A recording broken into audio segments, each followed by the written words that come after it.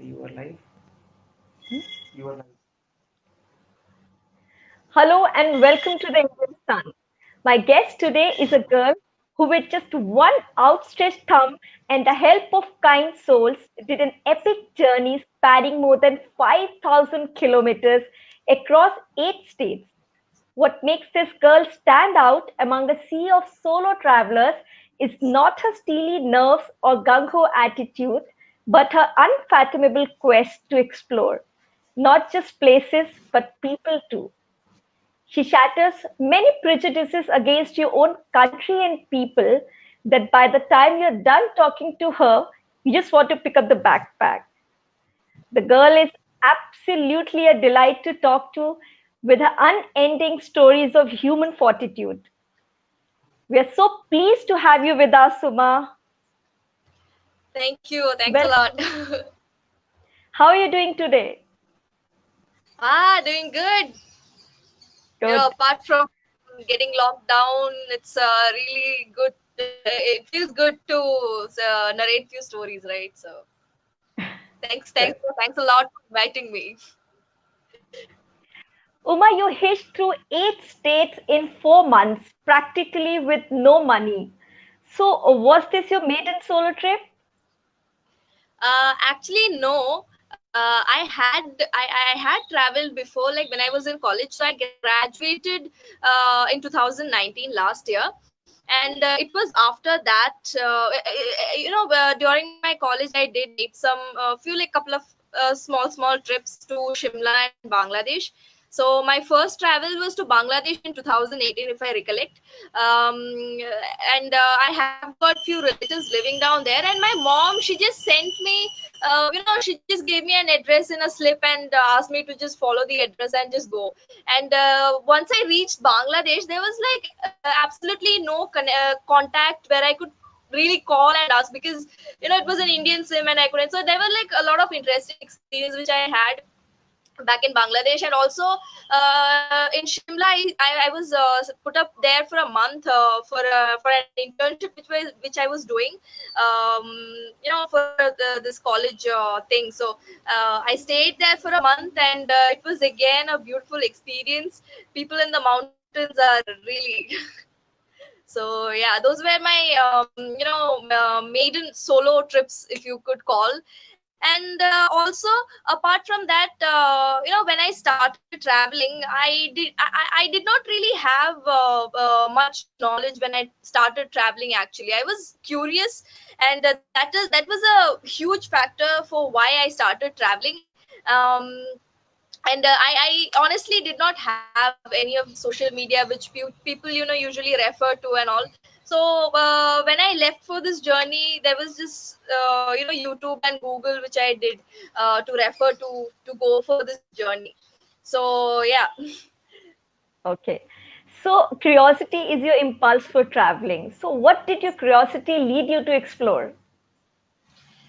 See, yes, I mean, see, when you're curious about things, so there are so many questions that comes in your mind, and surprisingly, those questions, in my case, those questions did not really get answered, but somehow those questions, gave me direction to, directing me and guiding me, giving me a way, making a path for me to go to wherever I am going. So these questions and curiosity, whatever was there, it still didn't get cleared, but it did give me a proper path. To these questions made me a gateway to go. And also, it was this curiosity which had shattered a lot of preconceived notions, assumptions, and all. It just shattered all of those. And also, this journey was, it's a mixed feeling actually. At times it was not just about wonderful experiences, but this journey had made me feel guilty, made me feel bad about myself, then I realized how less I know about things the more I traveled. So all of that, and then one thing I would like to mention is about the truckers which I met. Like as I said, like there were so many misconceptions that got shattered in this journey, and one among was this about truckers. Since I hitchhiked a lot in trucks, basically I did not have much idea. What an idea about truckers which I had was they are really tough, and we have this villainy image about truckers usually, because we don't know them. But I think it is because of the tough job they do, the type of lifestyle they have is what gives them those attributes and characteristics. But it was only when I started hitchhiking trucks when I got to know, I got to learn how human they are actually. Because you never know their story, because when I get to know their personal stories, they too have families, and they too love their loved ones, and they are also insecure about lot many things. Like for example, learning English is such a simple thing for us, but for them they actually wish to learn that language just to not be in a trouble. And also I personally believe that truckers are immensely educated upon the real conditions and situations, everything about our on our about our country, because they travel so extensively. They probably have traveled like the length and breadth everywhere to India. So I have immense respect for these truckers, and I absolutely never had any problem or any disturbing experiences while hitchhiking on truck. So there were like so many things and so many preconceived notions that have got shattered, and it was just amazing. Great to hear that, Uma. So, Uma, how did you decide to hitchhike? Yeah. So, how did you decide to hitchhike, which is pretty uncommon even among seasoned travelers? So, see, the thing is, I always wanted to travel actually since a kid. And I think this journey was a result of a 15-year-old kid, bringing up her wish and dream of traveling, that curiosity. It was a gradual process how you bring up that little baby of curiosity. You bring it up, and then I think this journey was a result of that curious mind which I had consistently all through these years.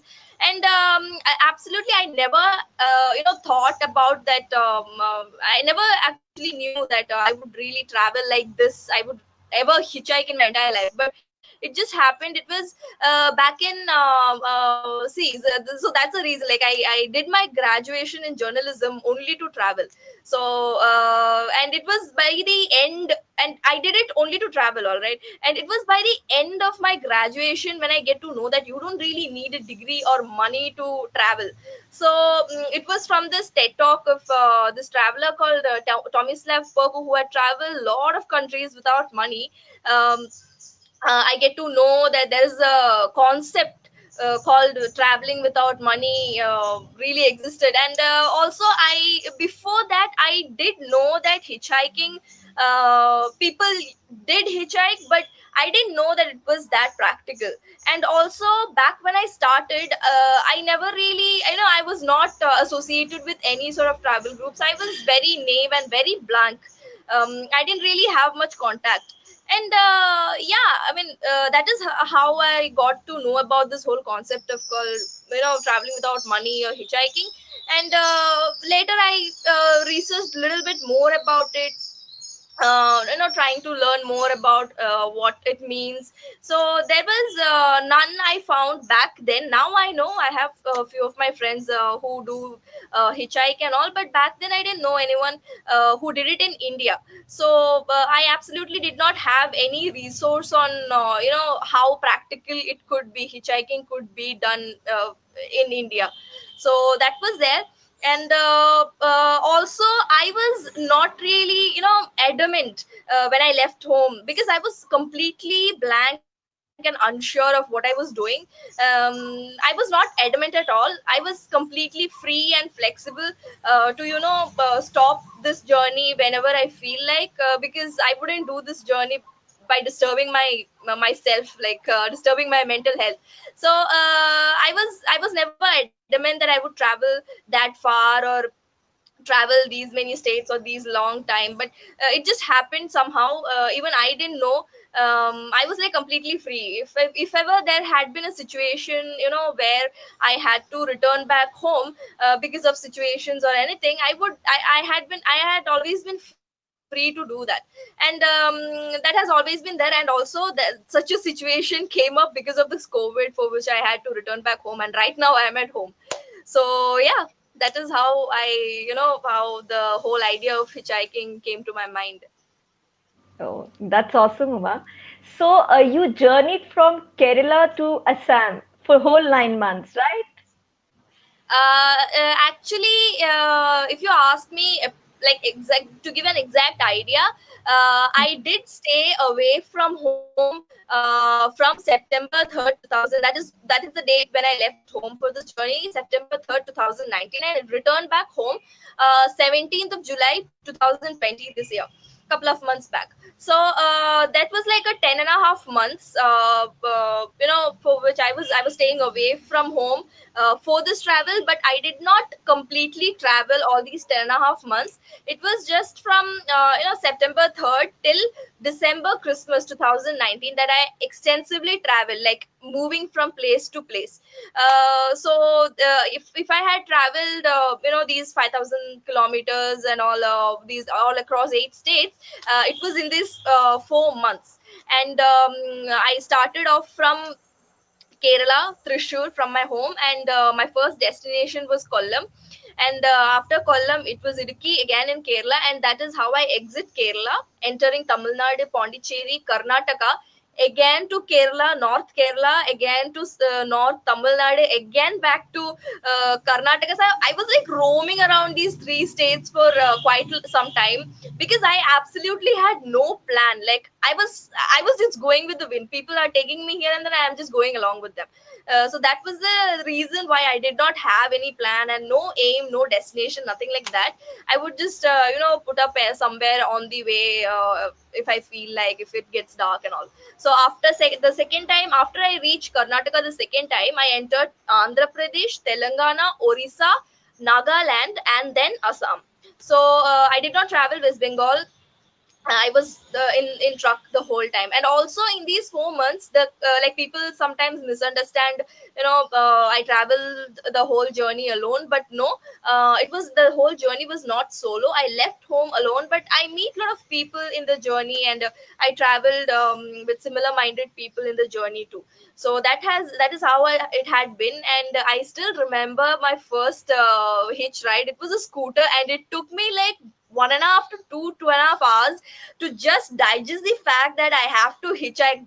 It was just nothing, just put out your raise your thumb. That's all I had to do, and it took me 2.5 hours to do that. I walked like 10 kilometers just to convince myself I had to do it, and in the end I did it. And the scooter didn't really go that far. Like I walked more than the scooter went. Actually, the scooter just went for like what 5 kilometers, and I walked 10 kilometers actually.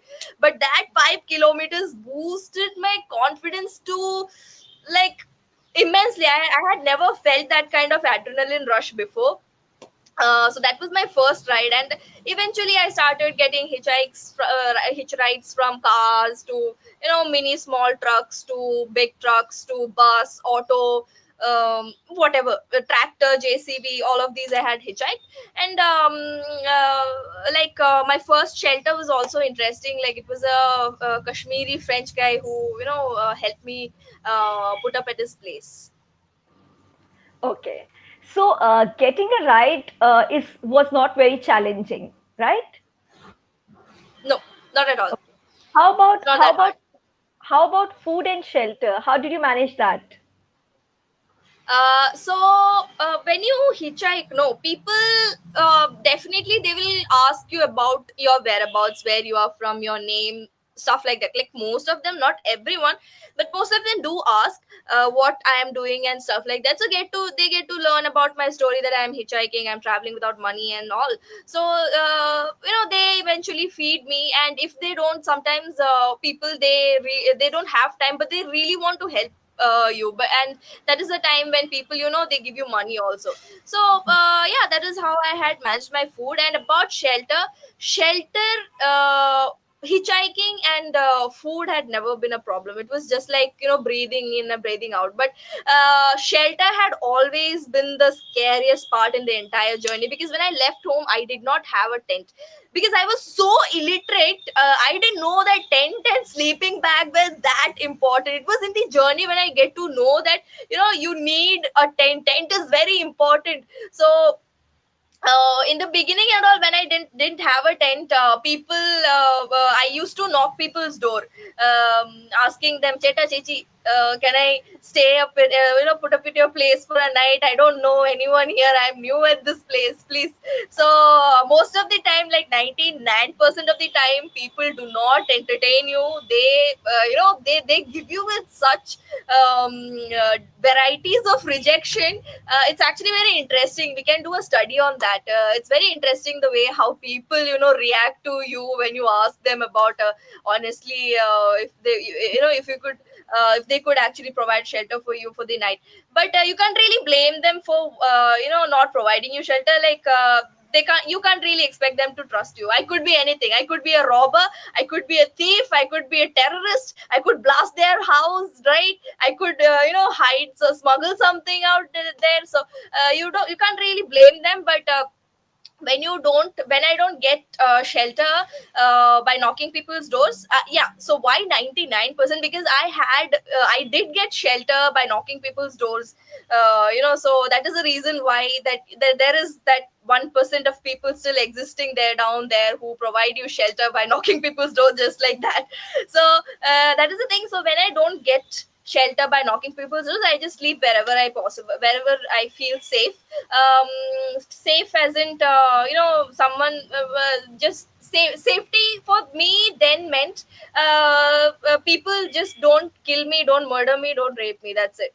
That's all. Just let me be myself under the roof, wherever I am. Just let me be myself. So I sleep wherever I get. I put up myself in railway platforms, then temples, police stations, then mosque, school classrooms, then even in trucks, then beside roads in tents, then beside water reservoirs. So basically, wherever you feel safe. And also, it was in the journey where a kind person, he felt very terrible and very pity upon me, that I didn't even have a tent to travel. So he just gave me his travel tent after 2 months. So I did travel without tent for a couple of months. So yeah. Uma, you are a really badass girl. Anyway, tell us, did you have any unpleasant experiences while looking for a shelter? Yes, actually, that is the thing. It was only while managing. It was not the food experience. Like I had stayed for without food like 2 3 days, but that was like not that a bad experience, because I was expecting it to happen someday. But shelter, yes, I did expect much more than what had actually happened. So I wouldn't say that it was scarring. Yes, it was a bit scarring, but still, I did face sexual harassment in this journey. Um, and it was in Orissa, in Puri, where that happened at night, and that was I too was not alone. And yeah, oh shit, I forgot to mention this story which happened. It was back in Calicut when I was traveling, and it was a hitchhike ride, which an old man was giving me. So there sometimes you meet people, like it's not like every time you get that. Once, one or two in 50 people. So in my entire journey, like I have been out away from my home for this entire 10 and a half months, and it was just maximum five times that I had experiences, and I can't even, there was no experience which I had encountered which had a violent thing or anything like that. So sometimes many people, several times people do have, when you are in a hitch ride, people do have intention in, in their heart, in their mind, but they don't really, express it. You feel that vibe, but then they don't really express it. And that when you get that vibe, you just get down from, I have always been that comfortable. Like, whenever, if I am uncomfortable with a ride, I never hesitate to stop the vehicle and ask them, sir, please stop your vehicle. I would like to get down. I'll manage something else. So I have never been that hesitant at all. So once this happened, where this old man, I think he thought I would probably be some prostitute or something, and he asked me to sit like closer to his. We were hitchhiking a bike, and he asked me to sit closer to him, and I was like, I already reached my destination. I was like, uncle, please stop your bike. I would like to get down here, and I'll probably walk down from here, no problem. And then that place where he stopped, it was like a stranded ranch place, a perfect place where people would come and smoke up. So it was that kind of place, and he just looked around, and then he said like, this doesn't look like a good place to you, and please don't mind, I mean, don't take me wrong for what I said. And I was like, no uncle, I'm not taking wrong. I know you think that you feel like, I'm like your daughter or something, but I think this place is safer than you. So that way I escaped. So that there are like so many incidents, not so many, but yeah, sometimes at times you get such weird, strange experiences. You get to learn a lot from all those. It's funny actually when you see it. So you had a handful of negative experiences, if I can say. Yes. A lot many times whenever people ask me about my journey, people always focus, like they want to know what all bad experiences I had. But I like I have to go back, recollect all those experiences. There is just one incident particularly which had happened, which had really disturbed me little bit. But that too, it was not as big as I thought. It was just a sexual harassment, and it was like a dealable, like I could deal it verbally. It was not like a violent thing or anything. So that was the only thing. It was, but overall this journey had been amazing. That you have that, like, you can't really generalize from just by those one or two experiences. You can't generalize the whole journey, right? It's a mix of everything. You get good, feel good experiences, disturbing experiences. It's all part of the journey. So the world contains far more kindness and good than bad. Definitely. I mean, from what I have heard and from what I have seen and experienced is entirely different. It's contrasting. So, Uma, when you were hatching the hitchhiking plan, did your friends tell you that it's dangerous? How will you get there? Where will you stay? But you're a girl. So many questions they come up with. See, the thing is, when I left home, first of all, my parents didn't know at all that I was doing. Yeah, they know that I was traveling, but they didn't know that I was traveling without money. But my friends, I did like tell very few very close of my very close friends of mine that I'm traveling. I'm going to travel without money, and I just mentioned it. It was not like in detail. Even I didn't know back then what I'm going to do. So that's why they just knew that I was going to travel. And before, since I had traveled before also, they were just very casual about it. Okay, Uma is going for another travel, that's it. And they didn't really have much idea about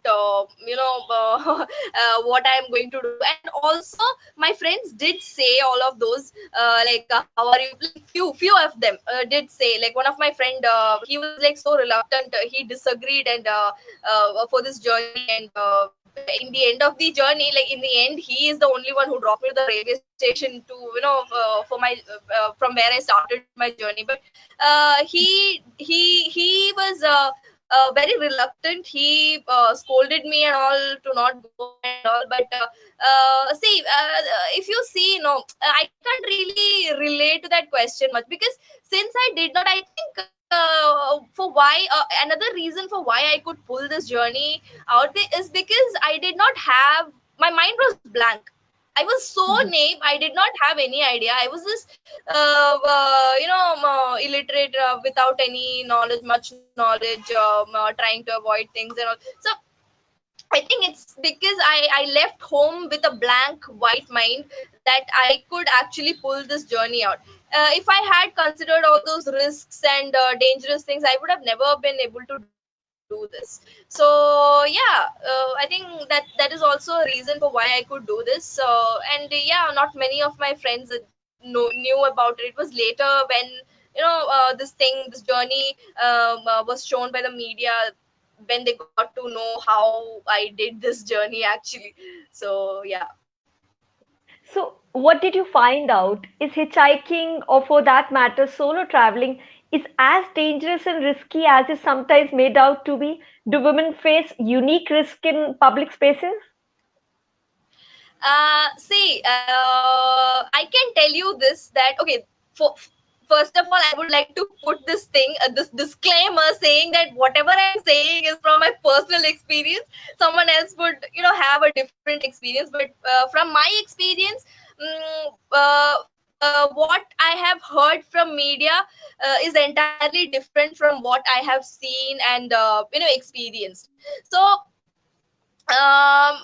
see, I think it goes like you need to substitute yourself. You need to imagine yourself being in that situation. I don't think in day broad light like that. For example, if you're talking about kidnapping and all, it takes a lot of planning. It's not like one fine day I'm just hitchhiking in a different state, and where the hitch ride would get the driver, whoever it is, he plans all this, that yeah, she's going to come. It's like you don't really give them the time to think actually. By the time they realize what I am, I'm like, oof, gone from that place. So you don't really give them that space to think and all.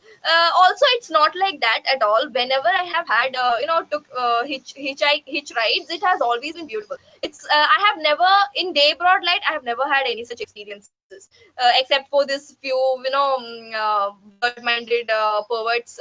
You come across all of those at times, but except that, it had always been beautiful, a beautiful journey with beautiful stories.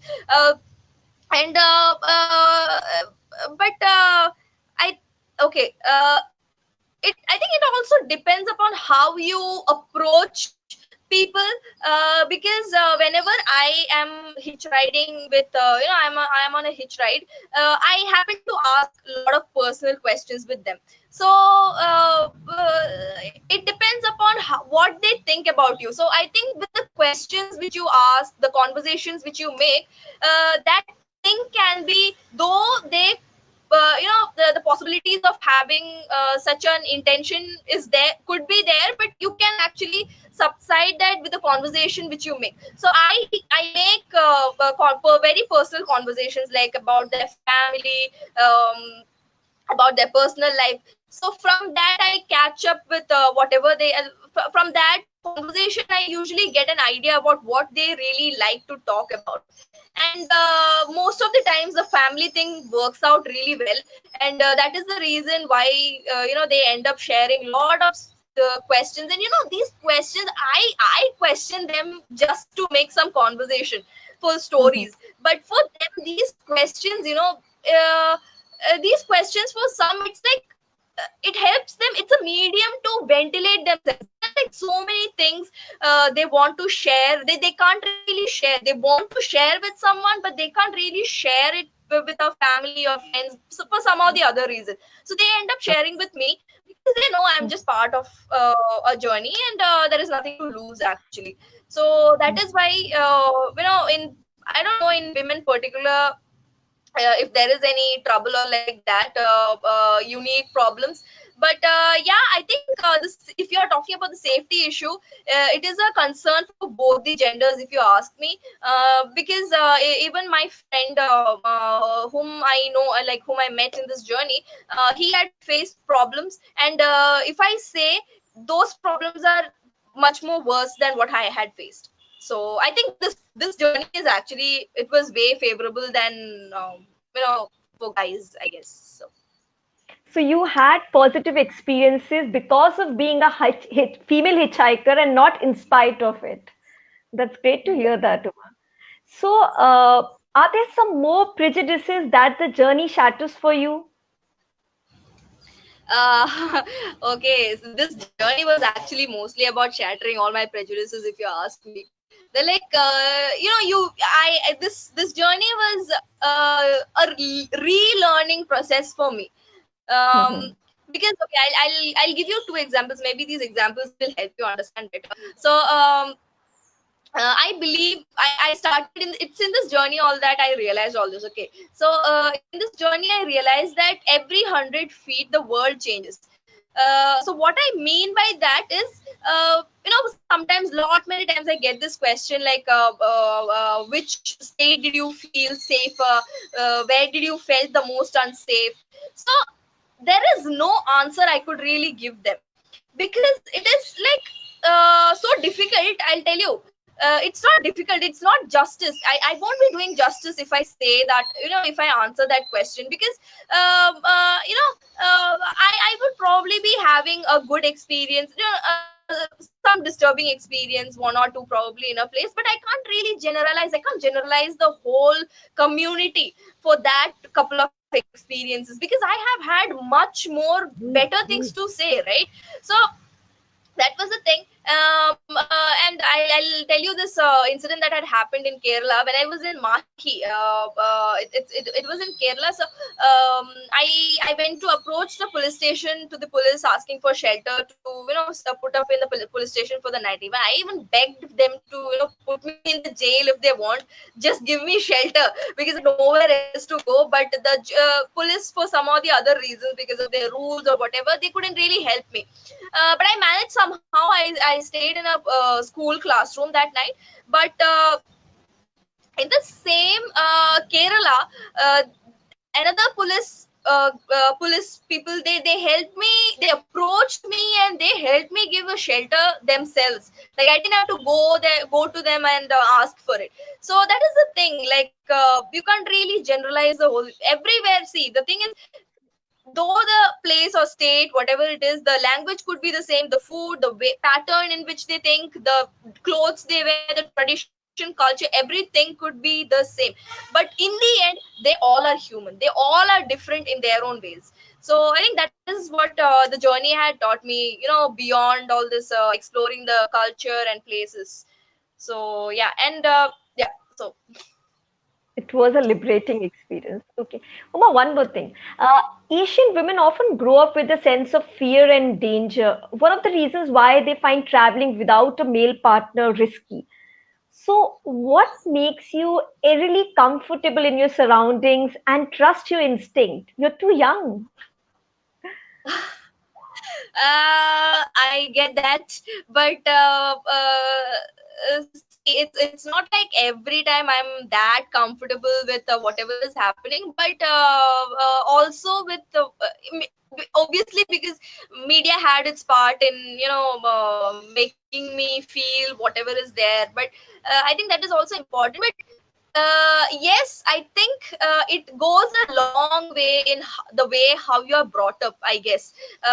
Because my parenting had been, I think my parenting had been a bit different from how other parents bring up their children in our society. My parents, they, okay, me and my sister, no, we both have got the freedom to do whatever we liked, whatever we wanted to, without disturbing others liberty, without disturbing others, and do it in a responsible manner. So they have, my parents had given us that freedom, right? So I think you can possibly give birth to your child and become their mother or father, but I think it takes a lot more to be a parent.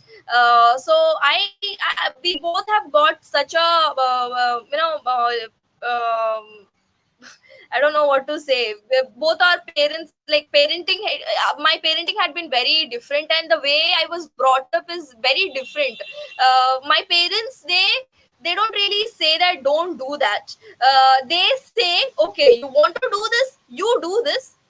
Then you fall down and you learn yourself. Like, the process in which the discovering what you really want to do, and then learning whether you really want to do that, all those things, whatever decisions I had to make, my parents had always given me the freedom to make it for myself.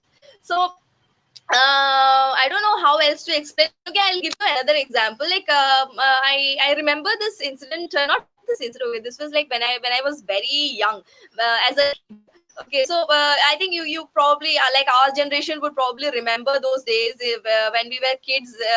In summertime, summer days at night, there would be this 2-3 hours of power cut that used to go. Right, it would be all dark, all these street lights off, and there would be just this moonlight lighted up all over in the veranda. And also my father, all our family, every one of us, we all would sit outside the veranda.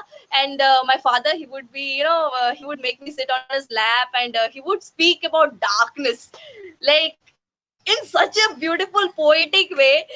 He would say that, are you scared of darkness? And I don't know what to say. He would just say stuff like, one shouldn't be scared of darkness because darkness is beautiful and it's creative. And then when there is moonlight, and there would be these tree branches and all, and when you see through, like in darkness and all, in dark, when you see that tree, it's something else. Like, so my father would say, like, we can make out stuffed creatures and everything, like out of those branches and leaves. So my father would say, like, so we can make these birds and stuff like that out of these trees, right? So my father would say, did you see that bird sitting in that tree in the day broad light? So he would give me all those, like, I've never seen anyone, heard anyone speaking so beautiful about darkness. So I think that this is just one of the things which I remember from my childhood. So my parenting had been like that all throughout. So I think that is also a reason for why I could actually pull it out. It's not like one fine day I just got out from home.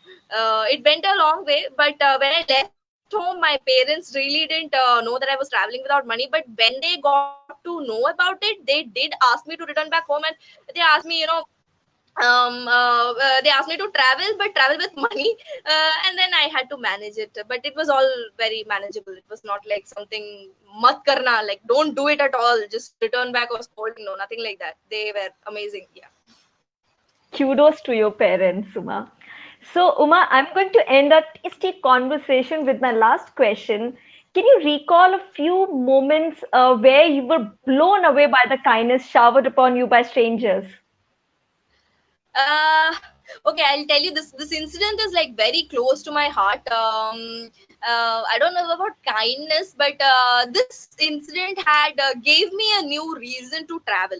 So I was hitchhiking with my friend in Andhra Pradesh, when we got this ride from a truck, like, which was, the trucker was basically from Mumbai. So like, when you get on a truck, you happen to share a story. So his story was that he didn't go visit his house for like 16 years. He didn't visit his parents, did not even speak a word, he was not in contact with his parents for like 16 years. So when I asked him what happened, he said that he was blacklisted from college, and he was like kicked out from house, everything tragic since after that. So I asked him, like, why didn't you try getting back to your home?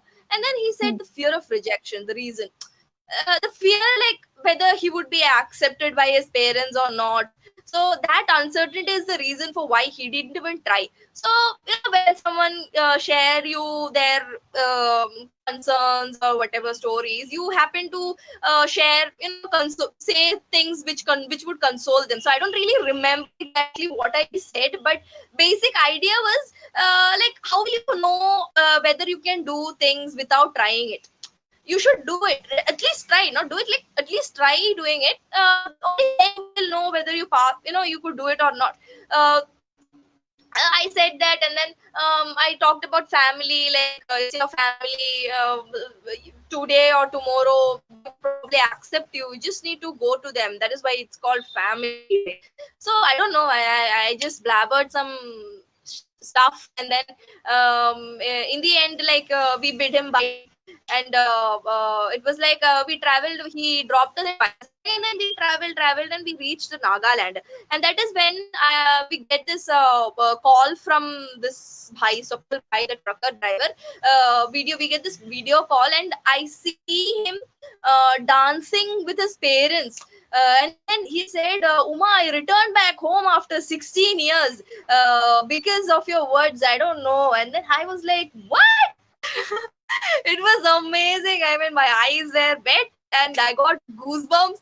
I had never felt such an adrenaline rush in my entire life, if I would say, or not, at least not in the journey. So that happiness was because that realization that this journey is not just for my happiness or my reasons for whatever I am looking for.